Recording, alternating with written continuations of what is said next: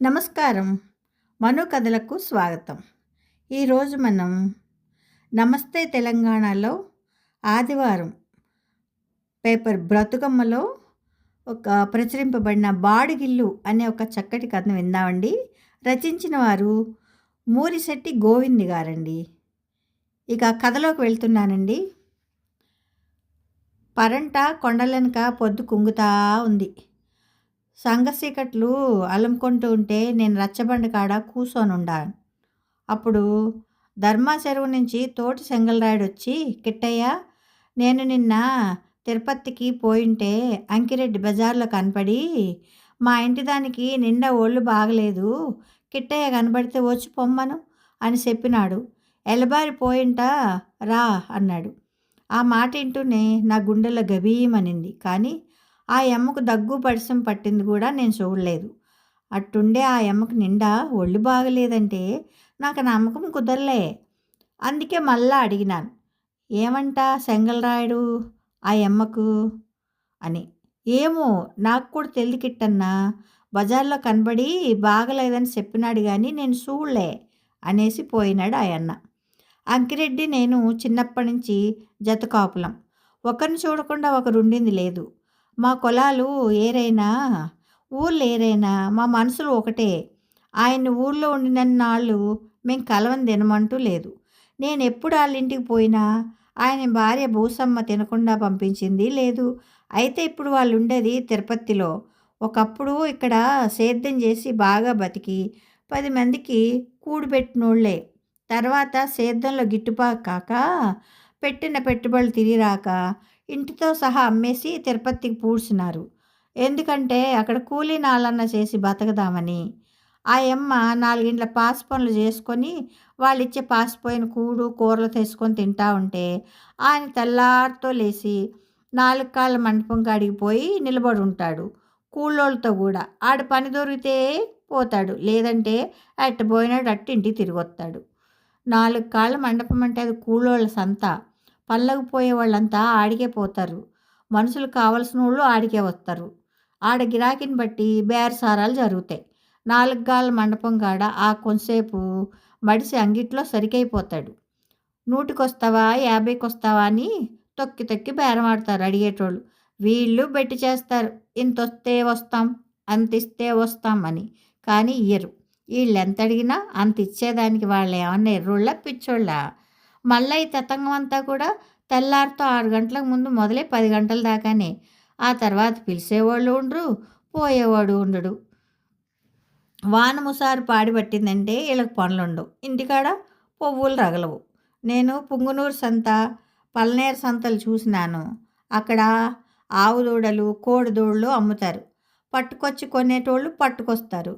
ఇంకా మా ఊరికి చుట్టుపక్కల పచ్చాపలం సంత, సవటగుంట సంత, పట్టుపల్లి సంతలో చూసినాను. అక్కడ కూరగాయలు పాడు పద్దేశం అమ్ముతారు. కొని తెచ్చుకునే వాళ్ళు తెచ్చుకుంటారు. కానీ మడుసులు అమ్ముడుపోయేంత సంత తిరుపతి 4 కాళ్ళ మండపం కాడ తప్ప నేను ఇంకేడా చూడలేదు. నేను గబగబా ఇంటికి పోయి మా ఇంటి దాంతో, ఏమే అంకిరెడ్డి భార్య భూసమ్మకి నిండా బాగలేదంట, ఎల్లబారే పోదాం అన్నాను. ఏమంట ఆయమ్మకు బాగానే ఉండింది కదే అనింది ఆయమ్మ. ఏమో తెల్దు, తోటి సెంగల్రాయుడు చెప్తే నాకు తెలిసింది కానీ ఎలబారు పోదామన్నాను. పొద్దుపోయింది, ఇప్పుడు పోయి మనం చేసేదేముంది, తెల్లారితో లేచి పోదామే అనింది. ఆ మాటతో నాకు కోపం వచ్చేసింది. ఏమే పాపం ఆ యమ్మ ఒంటిగాడు ఆ తిరుపతిలో ఎట్టుండాడో ఏమో. ఇప్పుడే పోదాం. ఆ టౌన్లో ఉండేవాళ్ళు ఎట్టాంటోళ్ళు అంటే పక్కింట్లో మడిసి వచ్చి ఎడుతూ ఉంటే వాళ్ళ ఇండల్లో పండగ చేసుకు తినే రకాలు. మన ఊరికాడ మాదిరిగా అనుకుంటువా? ఊళ్ళో ఎవరికేం జరిగినా మన ఇంట్లో జరిగినట్టే బాధపడతాం. ఆడట్ట కాదు. ఎలబారు పోదామని చెప్పి నడిచి పచ్చాపల్లం దాకా పోయి ఆడ బస్ ఎక్కి కూటేళ్ల రాత్రికంతా పోయి తిరుపతి బస్టాండ్లో దిగేసినాం. ఆడ ఆటో ఎక్కి కొర్లగుంట మారుతి నగర్ పోతే వాళ్ళు ఉండేళ్ళు బీగం వేసుండారు.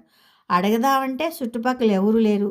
పోనీ ఇల్లేమన్నా మారినారా అనుకుందామంటే ఆయన నాకు చెప్పకుండా ఇల్లే మారవోడు కూడా కాదు. చుట్టుపక్కల తలుపులు తట్టి ఎవరిని అడిగినా మాకు తెలిసిపోయా అని తలుపులు దబాలమని వేసేసుకుంటా ఉండారు. ఏమే ఎన్ని పిచ్చి కాకపోతే ఒళ్ళు బాగలేని మనిషిని ఇంటికాడ ఎందుకు పెట్టుకుంటారు? ఏడన్నా ఆసుపత్రికి తీసుకుపోయి ఉంటారు. పోదాం బదా అనింది మా ఇంట్లోది. అది నాకు తెలవకనా ఈడుండేది. మనం పచ్చాపలం మాదిరి అనుకుంటివా? ఇక్కడ పరమానందం అయ్యోరి ఆస్పత్రికి తప్ప ఇంకొక ఆస్పత్రి లేదు. ఈడట్టాగాదే అడుక్కొక్క ఆస్పత్రి. ఈదికి 20, 30 ఆస్పత్రులుండయి. ఆ లెక్కన చూసుకుంటే సగం తిరుపతి ఆస్పత్రులకే సరిపోయింది. ఏ ఆస్పత్రిలో ఉండాలని నీ ఎంతకాలా? కొంచెంసేపు చూద్దాం ఉండు. మళ్ళా గావాలంటే ఆలోచన చేద్దాం అన్నాను. అప్పటికే ఆ ఈదంతా మాటమణిగిపోయింది. చుట్టుపక్కల ఇండ్లలో వాళ్ళు అప్పుడే తలుపులు బిరాయించేసి పడుకునుండేశారు. తొలి సినిమా గూడా వదిలేసినట్టుండాది. జనం అప్పుడొకరు, అప్పుడొకరు సైకిల్లో బస్టాండ్‌లో వత్తా పోతా ఉండారు. అట్ట ఒక బండ్లో పోయినోళ్ళని నిలిపి అడిగినాను. మాది ఈరగాదెహే అనేసి పోయినారాళ్ళు. టౌన్‌లో అంతే పక్కింటిశాలు పెద్ద పట్టించుకోరు అనుకుంటా ఉండాను. అప్పుడొక మనిషి నడిసొచ్చి ఏ ఊరయ్యా మంది అని అడిగినాడు. ఆయా మాది పచ్చాపలం. ఈ ఇంటిగల్లాయన అంకిరెడ్డి నాకు స్నేహితుడు. ఆయన భార్యకు నిండా బాగలేదని తెలిస్తే చూసిపోదామని వచ్చినాం. ఇంటికి బీగం వేసేసి పోయిండారు అన్నాను. నిజమే నిండా బాగులేకుంటే ఆస్పత్రికని తీసుకుపోయినాం. అక్కడ డాక్టర్ పరీక్ష చేసి ఈ అమ్మ బతికేది కష్టం ఇంటికి తీసుకుపోడని చెప్పేస్తే ఇంటికి తీసుకొచ్చేసినాం. కానీ ఇంతలోప ఈ ఇంటిగల ఓనర్‌కి ఎట్ట తెలిసిపోయిందో నా ఇంటికి తేవద్దంటే తేవద్దని వచ్చి గడప గడ్డంగా కూర్చునేసినాడు. అంకిరెడ్డి ఆయన కాళ్ళ మీద పడి ఆయా ఒళ్ళు బాగోలేని మనిషిని నేను ఏడకని తీసుకుపోదును. రాత్రి కట్టా ఉండనీయండి. తెల్లారితే కావాలంటే నేను ఏడకన్నా తీసుకుపోతా అని కూడా అడుక్కున్నాడు. అయినా ఆయన మనసు కరగలేదు. ఇంటికి బీగమేసుకొని పూడ్చినాడు. ఇప్పుడు ఇంటికంటే వల్లకాడే మేలని ఆయమ్మ బతికుండగానే వల్లకాట్లోకి తీసుకుపోయి దించినావు. ఆయమ్మ పేనాలు ఇప్పుడో ఇంకొంచెంసేపు పో అని కొట్టకలాడుతూ ఉంటే అక్కడే పనిచేసే తోటోళ్ళు ఆ యమ్మకి ఏదన్నా అయితే చేయాల్సిన పనులు చేయాలని ఎదురు చూసి రాత్రైపోయిందని పూడ్చినారు. ఇంగా వాళ్ళొచ్చేది తెల్లారితోనే. నేను చలిగా ఉంటే కప్పుకునేదానికి దుప్పటెత్తుకుని పోదామని వచ్చినాను. మీరు ఈడనే ఉండండి. నేను ఇప్పుడే పోయి దుప్పటెత్తుకొచ్చేస్తాను అని పక్కింట్లోకి పోయి ఎత్తుకొచ్చినాడు. మేము ఆయనతో గూడా ఎలబారినాం. పోతా ఉంటే నేను ఆ మనిషిని "అబ్బా! ఏంది మనూరు" అని అడిగినా. "అబ్బా! అన్నా మాది కదిరి.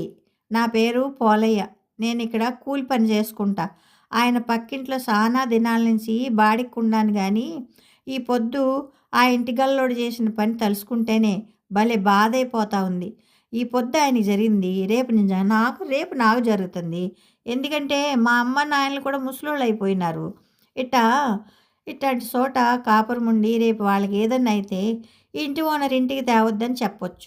అప్పుడు ఈ అంకిరెడ్డి బాధ పడినట్టు నేను బాధపడాలా. అందుకే నేను రేపో మాపో ఇల్లు ఖాళీ చేసి మా ఊరికి పోవాలనుకుంటా ఉండాను" అన్నాడు. అబ్బా! బాడిగింట్లో ఉండేవాళ్ళకి ఎన్ని కష్టాలుంటాయో నాకు తెలుసు. రాత్రి 10 అయితే గేటు తీయనమంటారు. నీళ్ళెక్కువ వాడకూడదంటారు. గోడకి మేకులు కొట్టకూడదంటారు. చుట్టాలింటికి రాకూడదంటారు. ఇది మామూలే. సచ్చిపోతే నా ఇంటికాడికి తేకూడదన్నోడిని ఇక్కడ చూస్తా ఉండా. ఏం ఆ మనిషి సావడంటనా? శాంతంగా సీలలు కొట్టుకుని ఈ భూమి మీదనే ఉండిపోతాడంటనా అన్నాను. ఈ భూమి మీద ఎవరు శాశ్వతంగా ఉండేది లేదన్నా. కోటీశ్వరుడు సావని, కోటికి లేనోడు సావని. అకీర్కి పోవాల్సింది ఆడికే. అది తెలుసుకోకుండా ఇంత పని చేసినాడు అని బాధపడినాడు. ఇట్టా మాట్లాడుకుంటా మేము లీలామహల్ శ్మశానానికి పోతే బూసమ్మ కొన ఊపిరితో కొట్టుమిట్టాడుతా ఉంది. అక్కడొక లైటు కూడా బూసమ్మ మాదిరిగానే మిణుకుమంటూ మండి ఆరతా ఉంది. పోలయ్య చెప్పినట్టు ఇప్పుడో కొంతసేపో అంకిరెడ్డి ఒక్కడే ఆయన భార్య ముందు కూర్చొని ఏడ్చుకుంటా ఉన్నాడు. మమ్మల్ని చూసి అంకిరెడ్డి బోరుమని ఏడ్చేసినాడు. ఆయన్ని చూసి మేము ఏడ్చేసినాము. ఇట్టా రాత్రంతా మాకు నిద్రే లేదు. ఆ యమ్మ దేహం తొలిగాలి తొలిగాలికి చిగుటాకు మాదిరిగా వణికిపోతా ఉన్నది. పెద్దోళ్ళు చెప్పేది మరణం అంత బాధ ఇంకొకటి ఉండదని. 1,00,000 తేళ్ళు ఒకేసారి కుడితే ఎంత బాధుంటదో అంత బాధుంటదంటారు. మా ఎదురుగా చిన్న చితి సన్నగా మండి ఆరుతా ఉంది. తోటి శవాన్ని ఖాళీ కాలకుండా వదిలేసిపోయినాడేమో. తోలేగాలి పొగతో కూడా కమురు వాసన మోసుకొచ్చి నా ముక్కులకు తాకుతా ఉంది. ఆ పక్కనెక్కడో పసిబిడ్డ గుక్కపట్టి ఏడుస్తా ఉంది. టౌన్లో ఊరకుక్కలు ఉండి మొరుతా ఉన్నాయి. మిగిలిన శ్మశానం అంతా ప్రశాంతంగా ఉంది. నేనొకసారి ఆ లైటెలుతుల్లో శ్మశానమంతా తేరిపార చూసిన. ఎప్పుడెప్పుడో సమాధులు. నాకు తిరుగులేదనుకున్నోళ్ళంతా ఆ మట్టి కింద పడి మగ్గుతా ఉండారు. ఈ పొద్దు కాకపోతే రేపు ఇంకొన్నాళ్ళకో ఆ ఇంటి ఓనర్ కూడా వచ్చి అదే మాదిరిగా ఈ మట్టి కింద పడి మగ్గాల్సిందే. అంత మాత్రానికే నాది, నా ఇల్లు అని దేనికో అని మనసులోనే అనుకుంటా ఉండాను. ఇంతలో భూసమ్మ చావుతో పెనుగులాడి పెనుగులాడి తెల్లారుజామున మసీదులో అల్లాగూసే టయానికి ప్రాణాలు వదిలేసింది. నాకు ఆ యమ్మ సావుకు బతుక్కి మధ్య పడుతున్న బాధను చూసి ఆ అల్లాయే తీసుకుపోయినాడేమో అనిపించింది. ఆయన పెండ్లాం పోయిన బాధతో శోషొచ్చినోడు మాదిరిగా పడిపోతే అప్పుడు పోయి టీ నీళ్ళు తెచ్చి తాగిపిస్తే కొంచెం తేరుకున్నాడు. ఎందుకంటే ఆయన ముందు రోజు నుంచి పచ్చి మంచినీళ్ళు కూడా ముట్టలేదని తెలిసింది.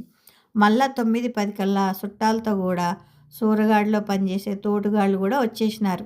కొరివి పట్టేదానికి కొత్త కుండనికని పోతే ఎక్కడ లేని రేట్లు చెప్పినారు. ఎంత చెప్పినా తీసుకుంటారు కదా అనేది వాళ్ళ ధీమా. అందుకే అంత రేట్లు చెప్తే బీద సాదా ఎట్ట కొంటారు అని అడిగిన. నువ్వేమన్నా దిమ్మొచ్చి కొనబోతావా అన్నారు వాళ్ళు. మీరెంత చెప్పినా కొనక తప్పదు కదా అని కొనుకొచ్చేసినాను. మళ్ళా కాల్చేదానికి పిడకలని, కట్టెలని, కిరసనాయిలని, తోటోళ్ళకని ఓపినంతా అయిపోయింది అంతేనా? మళ్ళా దినాలకి అందరినీ పిలవాల. వాళ్ళకి చికెనో, మటన్‌తోనో భోజనం పెట్టాల. సచ్చిన వాళ్ళ సావు వాళ్ళు సస్తా ఉంటే మధ్యలో ఇదొక సావు. చూస్తా ఉంటే బతికేదానికంటే సావుకే ఎక్కువ ఖర్చయ్యేట్టుగా ఉంది. ఇట్టా అంతా అయ్యే కొద్దీ మధ్యాహ్నం అయిపోయింది. 2 గంటలకంతా కాల్చి బూడి చేసినారు. మళ్ళా ఆయన కూడా మాతో ఊరికొచ్చేసి ఏడనే మంచి చెడ్డ చేసుకున్నాడు. తిరిగి అక్కడికి పోయి ఆ బాడుగ బతుకులు బతికేదానికంట ఇదే మెల్లని గుడిసేసుకుని ఇక్కడే ఉండాడు. కథ సమాప్తం. ఈ కథ భలే ఉందండి. ఏంటో భాష నాకు కొంచెం కొత్తగా అనిపించింది. ఈ కథ నమస్తే తెలంగాణ ముల్కనూరు సాహితీ పీఠం సంయుక్తంగా నిర్వహించిన కథల పోటీ 2025లో ప్రత్యేక బహుమతి పొంది 5,000 పొందిన కథండి. కథ సమాప్తం అండి. ఈ కథ మీకు నచ్చితే లైక్ చేయండి, షేర్ చేయండి, కామెంట్ చేయండి, సబ్స్క్రైబ్ చేసుకొని నన్ను ఎంకరేజ్ చేయండి. ఉంటానండి. ప్రేమతో మీ మను.